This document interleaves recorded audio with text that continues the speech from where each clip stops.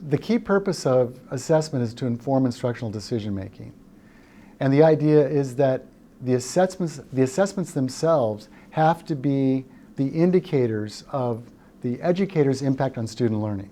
It's all about student learning. So the assessments need to provide the evidence that the student learning has taken place and to what degree.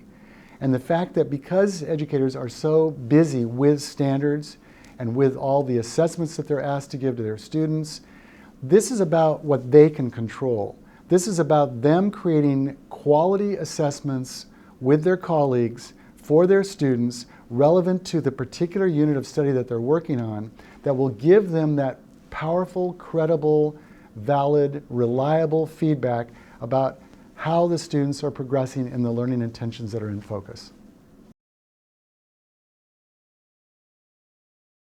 One of my main motivations and priorities for this second book, this new edition, was the fact that I wanted to make sure that those who were already familiar with the original book, that had been using CFAs, developing CFAs in their schools for years possibly, very familiar with the process and work, the natural question for them is, well, what's in it for me? Is this a book just for those that have never used this work, or is this a book that will really help me take them to the next level? And my vision was to have educators who are already familiar with the process revisit the process, receive new components, and upgrade their CFAs. So they had a much better, tighter, more quality assessment than they had had before.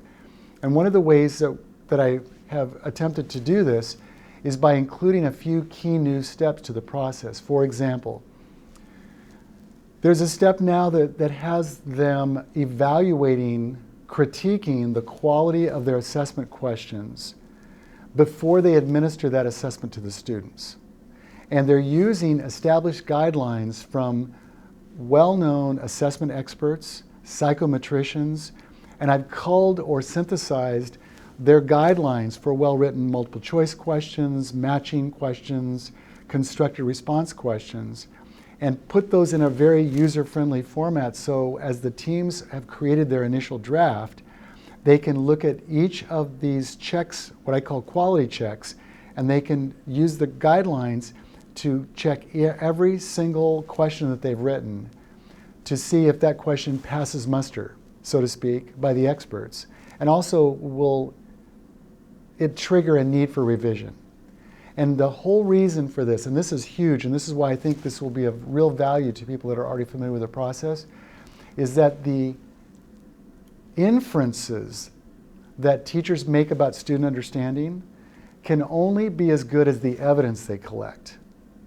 And if the evidence, which in this case is from the source of the common formative assessment questions, think about this for a second. If the evidence is faulty, then the inferences are incorrect.